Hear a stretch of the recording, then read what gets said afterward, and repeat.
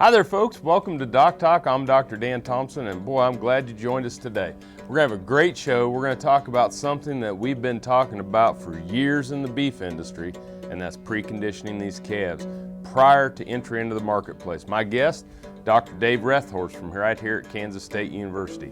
Stay tuned.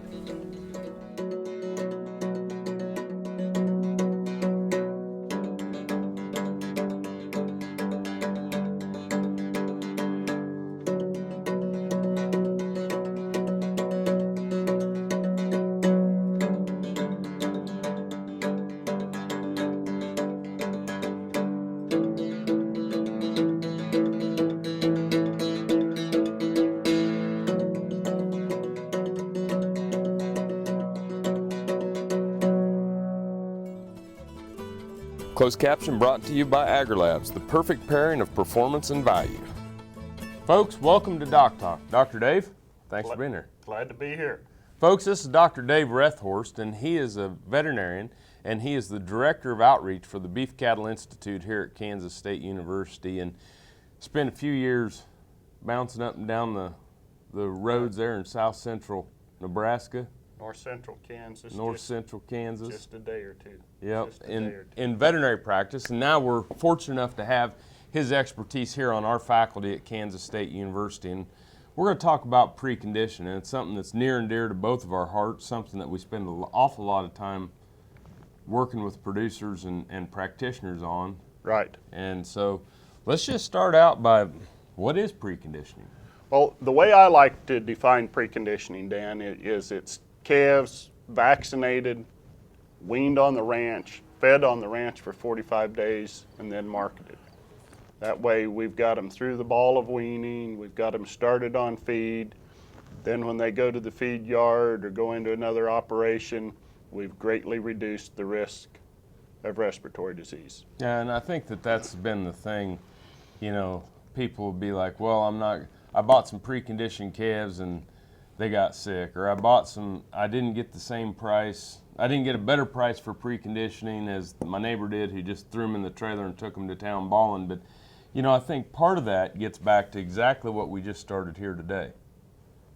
Let's define preconditioning. Let's define preconditioning, because a calf that's vaccinated on the ranch and weaned in the trailer on the way to the sale barn is a vaccinated calf, is not a preconditioned calf by definition. Yeah, and it was kind of funny because, you know, the term preconditioning is, you know, I kind of term it as like conditioning for football. Right. And if they told me today to walk over, yesterday or whatever, to go over the spring game and put on some pads, I am not conditioned. Not conditioned for that at all. No, and I'd get waylaid. And that's what we're talking about with these calves. It's a time of building that immune response, the time of building that security and decrease in stress. Right. We're preparing them for the next stage of their life. Yep. Trying to keep them alive, quit wasting resources. Right.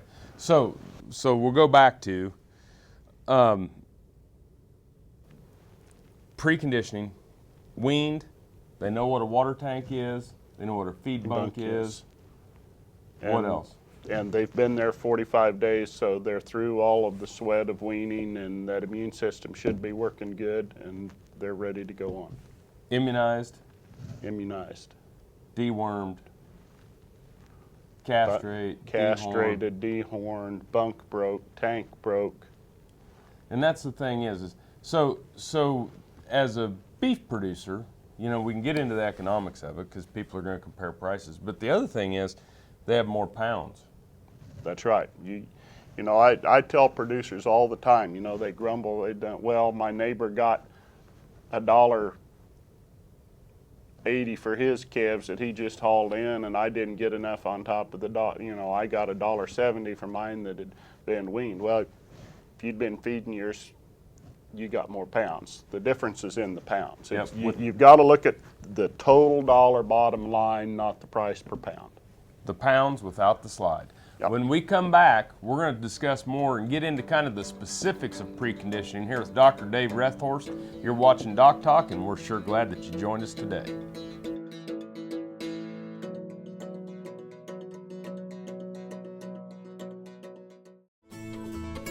This segment was brought to you by Brute Cattle Equipment, makers of the Brute Stealth Hydraulic Chute. If the chute fits, swear by it.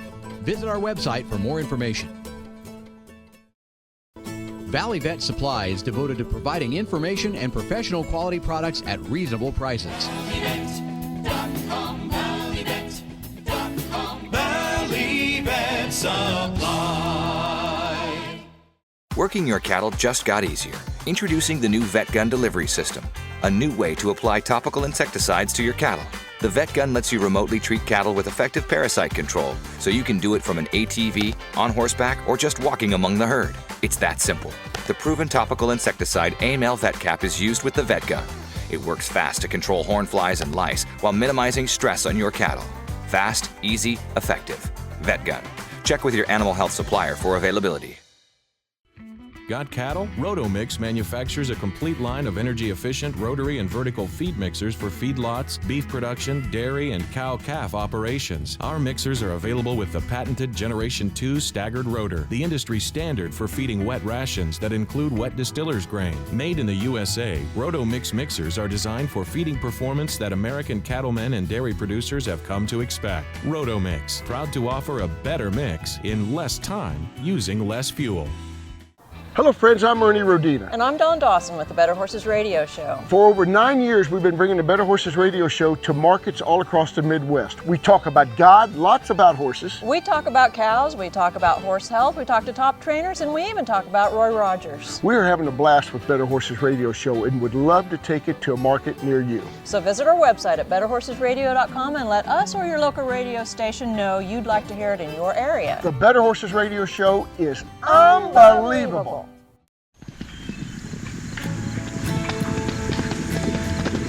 You know, I think people are just kind of born with a passion. I wouldn't be where I am today without that horse. Oh, I'm not passionate about horses. That's just something that's in here. I can't explain it. Some people go to a job every day. I just go do what I love to do. That's all I know is horse. The bottom line, we're for the horse. It's whatever we can do to make life better for the horse, wherever they are, whatever they do. They're just magic, that's all. They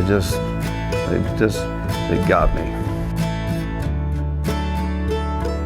If we always do what's right for the horse,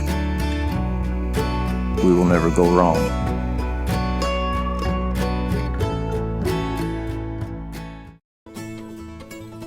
This segment is brought to you by Norbrook Laboratories, manufacturers of Enroflox 100, the newest addition to your arsenal for treating bovine and swine respiratory disease.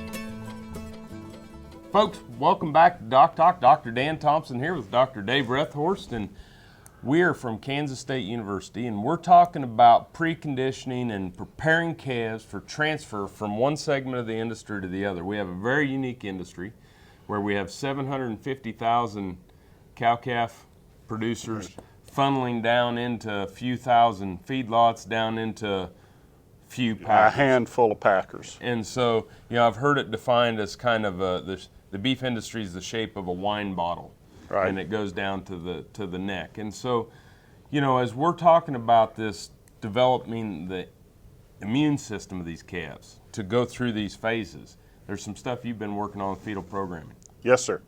You know, I got interested in fetal programming several years ago at an Academy of Veterinary Consultants meeting, and Rick Funston at University of Nebraska North Platte did some work with protein in the last third of gestation and showed that the steer calves out of those supplemented cows perform better in the feed yard. The heifer calves out of those supplemented cows perform better reproductively, you know, and who would think that protein during pregnancy makes a difference? Well, it does, and that's pretty well proven.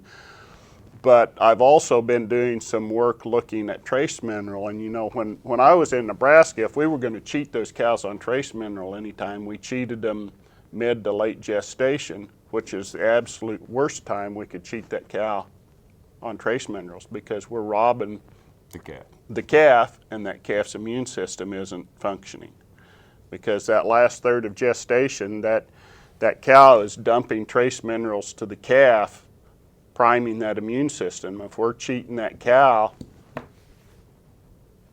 that calf's immune system isn't going to work right the first 60 days of life. Well, and it goes right back to when the immune system of the calf kicks in. In the fetus, it's going to kick in at that 120 days or 4 months of gestation. Absolutely. And that's, and we were all taught that because of BVD, PIs. Yeah, absolutely. And so it makes a lot of sense that immune system of that calf kicks on at 120 days gestation, and that's when we have to be fortifying that diet so that when that calf hits the ground, it's loaded for bear. Yep, that it's able to fight off the E. coli's and the salmonellas and the cryptos and the things like that when we're talking about calf scours. So focusing on that fetal programming, whether it's protein because of the rapid growth rate and energy, but also the immune system and those micro and macro minerals. Yeah.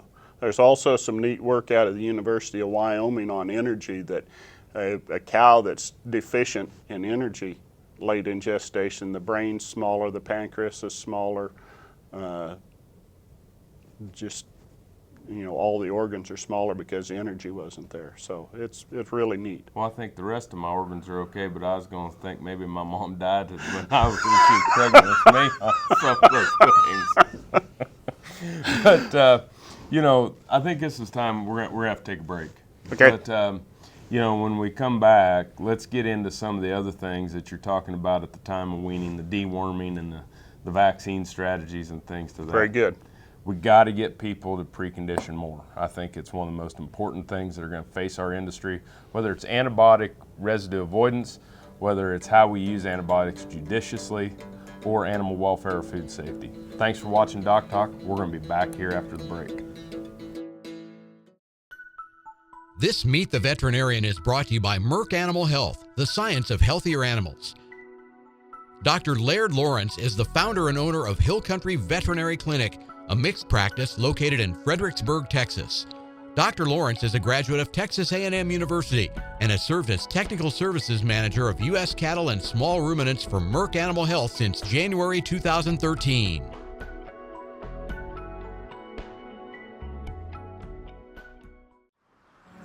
As dependable as the sunrise, in dairy parlors, open pastures, on ranches and feed yards across America. A place where reputation is more than a name, where the science of healthier animals is a way of life. It's the responsibility that drives who we are and what we do. Every decision, every day. It's your livelihood and our responsibility. Hi there, folks. Dr. Dan from DocTalk here. Be sure to join me next week as my guest will be Dr. Fred Gingrich, and we're going to discuss proper antimicrobial usage on the farm. Be sure to join me here every Monday afternoon on RFD TV, and I'll see you down the road.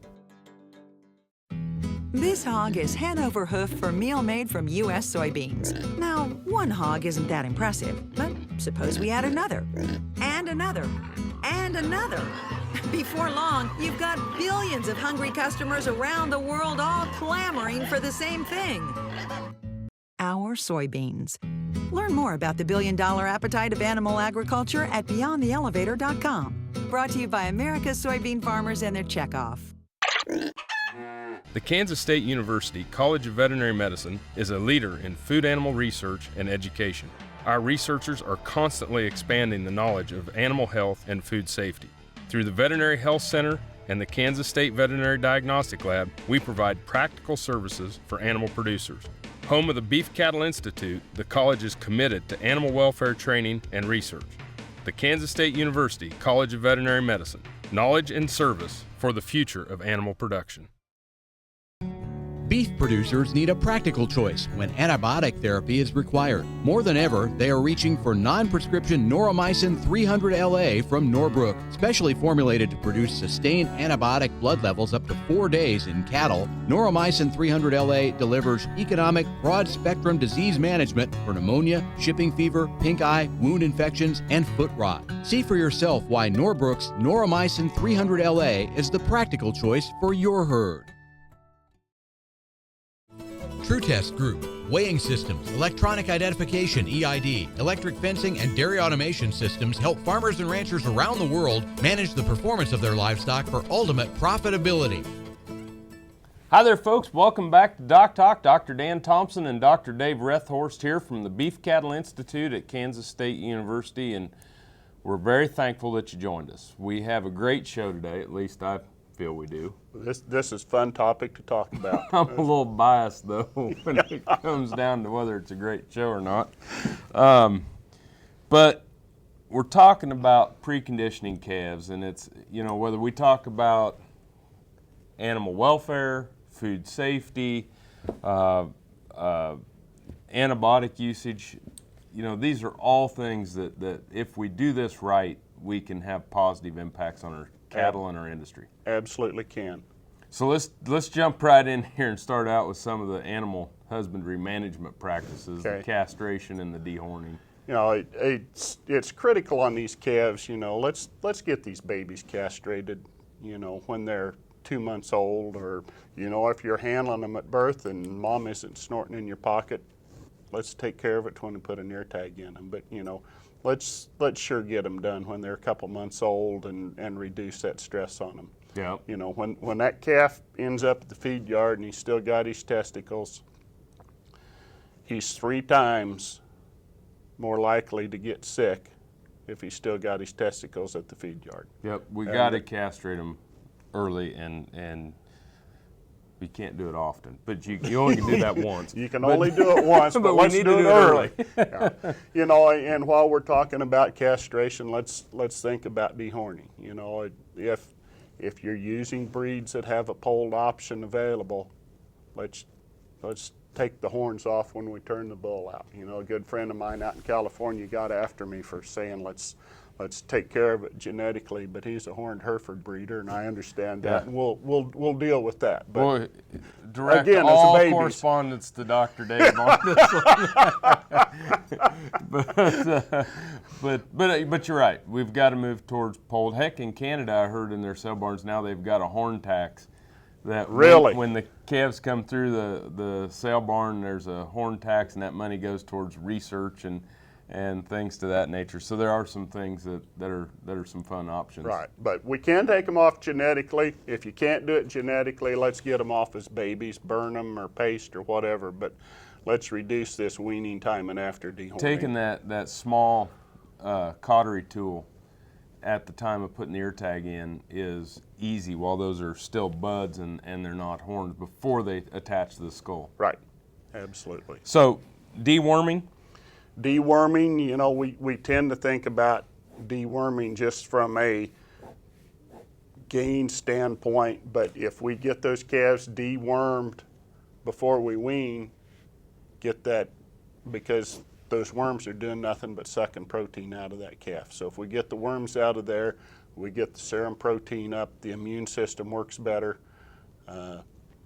Just every little bit helps. You know, it's kind of like Coach Snyder says that, get a little bit better every day. Well, you know, deworming's one of those things that we can do that just takes us another step towards making that immune system work right. I mean, you know, as Dr. Upson, good friend of ours, you know, would say there's 2 reasons why an animal gets sick. Overwhelming dose of a pathogen or suppressed immune system. And this is taking care of that immune system. Absolutely. All right.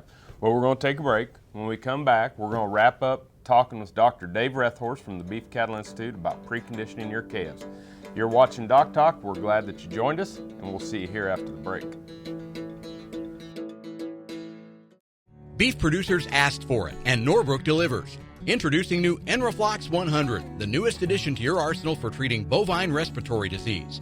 Enroflox 100 is an FDA-approved, ready-to-use injectable antimicrobial solution to treat BRD associated with Mannheimia hemolytica, Pasteurella multocida, and Histophilus somni in beef and non-lactating dairy cattle. Administered SQ as a multiple-day therapy. Consult with your veterinarian today about Enroflox 100, the new choice.